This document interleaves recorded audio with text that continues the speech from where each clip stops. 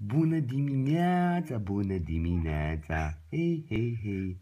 Ce-mi spui tu, măi, hei? Clăruța, drăguța.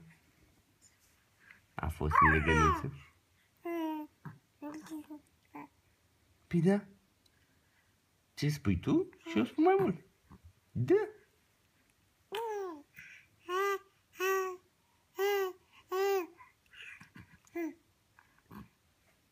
Asta ce înseamnă?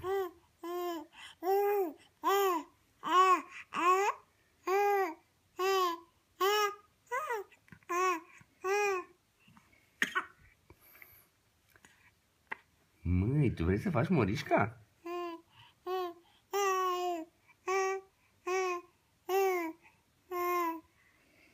Gata, ne-am emoționat? Ai văzut-o pe mami cu aparatul?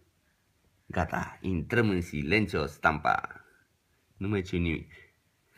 Nimic? Tot ce spui poate fi folosit împotriva ta. Da, mami, așa e expresia în filme. Deci nu mai zici nimic? Păstrezi